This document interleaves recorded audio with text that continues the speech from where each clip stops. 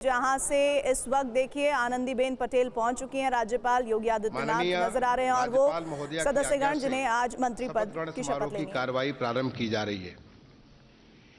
माननीय राज्यपाल महोदया ने माननीय मुख्यमंत्री जी की मंत्रणा से निम्नलिखित महानुभावों को उत्तर प्रदेश का मंत्री नियुक्त किया है। श्री ओम प्रकाश राजभर, माननीय सदस्य विधानसभा जहूराबाद। श्री दारा सिंह चौहान, माननीय सदस्य विधान परिषद। श्री अनिल कुमार, माननीय सदस्य विधानसभा पुरकाजी। श्री सुनील कुमार शर्मा, माननीय सदस्य विधानसभा साहिबाबाद। अब मैं एक एक महानुभावों से निवेदन करूंगा, वो सामने आएंगे और आकर के शपथ लेंगे, माननीय राज्यपाल महोदय से शपथ लेंगे। माननीय श्री ओम प्रकाश राजभर जी।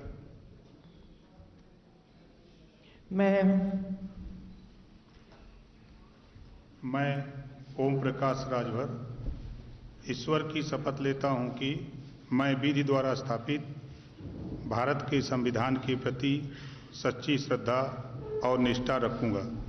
मैं भारत की प्रभुता और अखंडता अक्षुण्ण रखूंगा।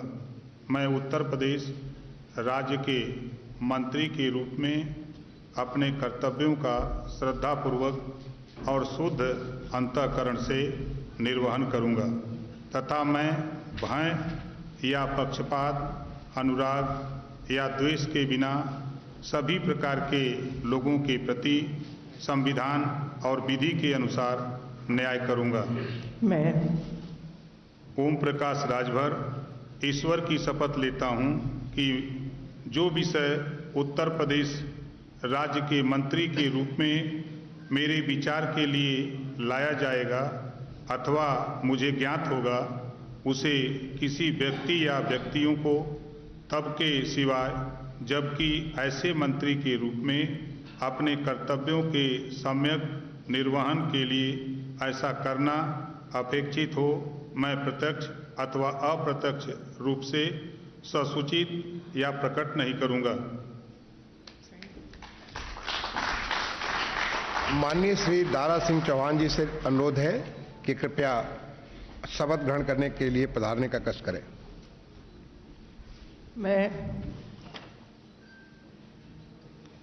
मैं दारा सिंह चौहान ईश्वर की शपथ लेता हूं कि मैं विधि द्वारा स्थापित भारत के संविधान के प्रति सच्ची श्रद्धा और निष्ठा रखूंगा। मैं भारत की प्रभुता और अखंडता अक्षुण्ण रखूंगा। मैं उत्तर प्रदेश राज्य के मंत्री के रूप में अपने कर्तव्यों का श्रद्धापूर्वक और शुद्ध अंतःकरण से निर्वहन करूंगा तथा मैं भय या पक्षपात, अनुराग या द्वेष के बिना सभी प्रकार के लोगों के प्रति संविधान और विधि के अनुसार न्याय करूंगा। मैं दारा सिंह चौहान ईश्वर की शपथ लेता हूं कि जो विषय उत्तर प्रदेश राज्य के मंत्री के रूप में मेरे विचार के लिए लाया जाएगा अथवा मुझे ज्ञात होगा, उसे किसी व्यक्ति या व्यक्तियों को तब के सिवाय जबकि ऐसे मंत्री के रूप में अपने कर्तव्यों के सम्यक निर्वहन के लिए ऐसा करना अपेक्षित हो, मैं प्रत्यक्ष अथवा अप्रत्यक्ष रूप से संसूचित अथवा या प्रकट नहीं करूंगा।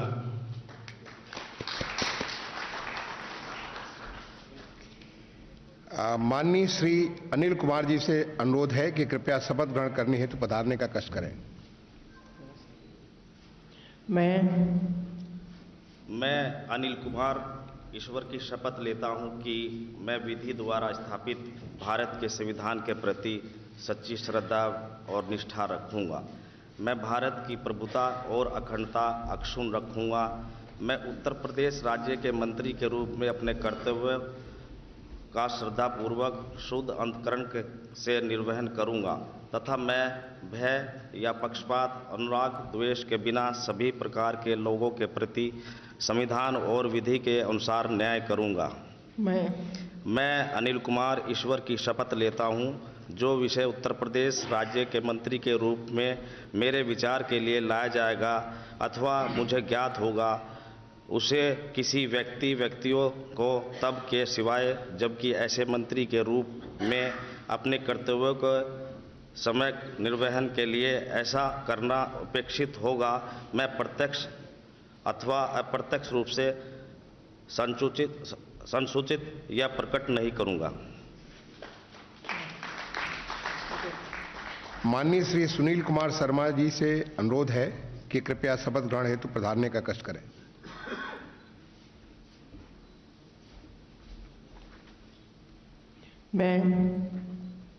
मैं सुनील कुमार शर्मा ईश्वर की शपथ लेता हूं कि मैं विधि द्वारा स्थापित भारत के संविधान के प्रति सच्ची श्रद्धा और निष्ठा रखूंगा।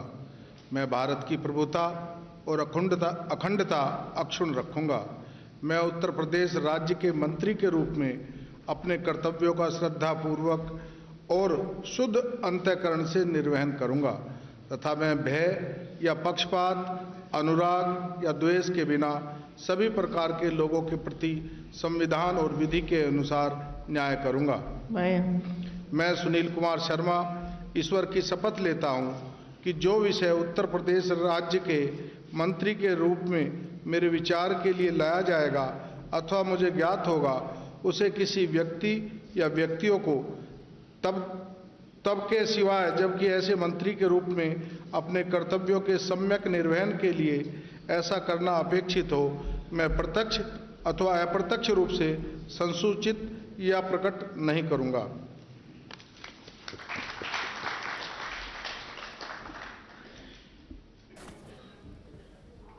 तो उत्तर प्रदेश के राजभवन में आप देख रहे थे मंत्रियों का शपथ ग्रहण समारोह चल रहा था। 4 मंत्री शपथ लिए हैं आज, और जिसमें 2 बीजेपी के कोटे से जबकि 2 उनके सहयोगी दलों से मंत्री बने हैं। मंत्री सुनील शर्मा को इस वक्त आप देख रहे हैं, और अब राजभवन में ये समारोह खत्म होता हुआ, और हमारे संवाददाता पंकज झा भी लगातार हमारे साथ बने हुए हैं। पंकज, बहुत लंबे अरसे से इंतजार हो रहा था, लगभग 2 साल बाद ये मौका आया और पहला विस्तार इसको बताया जा रहा है।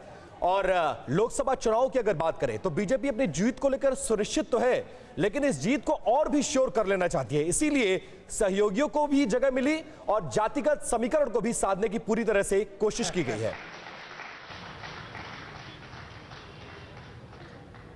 देखिए, एक जो इलाका जहां से ओम प्रकाश राजभर और दारा सिंह चौहान बहुत पुराने नेता हैं, समाजवादी पार्टी और बीएसपी से राज्यसभा के सांसद रहे, और आपको बताऊं कि योगी सरकार के पहली वाली जो योगी सरकार थी उसमें वो कैबिनेट मंत्री थे, वन मंत्री थे। अब अगर देखिए तो आजमगढ़ की सीट, गाजीपुर, इसके अलावा आपको बताऊं मऊ, ये सारी लोकसभा की सीटें 2019 के लोकसभा चुनाव में बीजेपी हार गई थी। यही नहीं, 2022 के विधानसभा चुनाव में भी इस इलाके में बीजेपी का प्रदर्शन उतना अच्छा नहीं था जितनी उम्मीद की जा रही थी। तो ये जो सामाजिक समीकरण है कि चौहान, राजभर, जैसे पश्चिम में आप देखते हैं सैनी, शाक्य, अति पिछड़े जो हैं, जाट, गुजर, उसी तरीके से पूर्वांचल का कॉम्बिनेशन है। इसीलिए दारा सिंह चौहान और ओम प्रकाश राजभर दोनों को शामिल किया गया। अब देखिए, दारा सिंह चौहान का महत्व देखिए कि उपचुनाव हार गए, भारतीय जनता पार्टी ने उन्हें एमएलसी बनाया और फिर अब मंत्री भी बना दिया है, तो ये महत्व दिखाता है। ओम प्रकाश राजभर समाजवादी पार्टी चले गए, तब भी उनके 6 विधायक चुने गए थे। इतना कुछ कहते रहे, लेकिन बीजेपी में एंट्री हुई तो सहयोगी दलों को सम्मान और सामाजिक समीकरण, ये बीजेपी का फोकस है। वो जानते हैं कि जब तक जातीय समीकरण नहीं साधा जाएगा तब तक जीत नहीं हो सकती है, और बीजेपी उसी प्रयोग को आगे और बढ़ा रही है इस मंत्रिमंडल विस्तार को देखें तो। हमारे साथ ब्रजेश शुक्ला जी भी मौजूद हैं, वरिष्ठ पत्रकार हैं, शंभुनाथ शुक्ला जी भी मौजूद हैं। ब्रजेश शुक्ला जी, सुनील शर्मा बड़े मार्जिन से चुनाव जीता था उन्होंने, और उन्हें अब शामिल किया गया है मंत्री के तौर पर कैबिनेट में। किस तरह से वो आसपास की सीटों को प्रभावित करते हैं, उनका इस वक्त शामिल किया जाना, ये किस राजनीतिक रणनीति की तरफ इशारा करता है? देखिए, पश्चिम उत्तर प्रदेश में क्या, पूरे प्रदेश में हमारे ख्याल से वो सबसे ज्यादा वोटों से जीते थे, और साहिबाबाद से चुनाव लड़े थे और जीते थे, और इसका असर वहां पर होगा। वास्तव में ब्राह्मण भी साधना है वहां पर, जैन आ गए हैं, जाट मतदाता अब उसके सामने कोई हिचक नहीं बाकी बची है, क्योंकि पहले ही मोदी के साथ था, लेकिन अब जो है जैन के आने के बाद मुझे जो लगता है जो सामाजिक समीकरण जो दिख रहे हैं वो पूरी तरह उनके साथ जाएंगे, और पिछड़ा भी बीजेपी के साथ है। ये सारे समीकरण बिछाए गए हैं, और उसको उसी हिसाब से चेहरे कुछ है, लेकिन उसकी जो मारक क्षमता वो बहुत दूर तक है।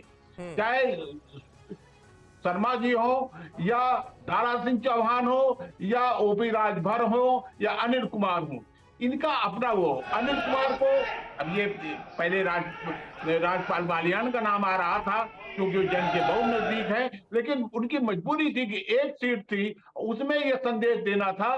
कारण क्या है कि पश्चिम उत्तर प्रदेश में दलित भी काफी बड़ी संख्या में है और उस पर मायावती का गहरा प्रभाव रहा है। अब ये कोशिश होती है, राजनीतिक दल ये कोशिश करते हैं। बिल्कुल ब्रजेश जी, और तस्वीरें हम देख रहे हैं वहां भारत माता की जय और जय श्री राम के नारे इस वक्त लगते हुए हमें नजर आ रहे हैं। शंभुनाथ शुक्ला जी, देखिए लगातार हम जिक्र कर रहे हैं जातिगत समीकरणों का। यूपी की सियासत को अगर देखा जाए तो जाति है कि जाति नहीं, ये कहा जाए तो गलत नहीं होगा, जबकि खुद प्रधानमंत्री नरेंद्र मोदी ये कहते हैं कि हमारे लिए, हमारी नजर में 4 ही जातियां हैं, युवा, महिलाएं, किसान और गरीब।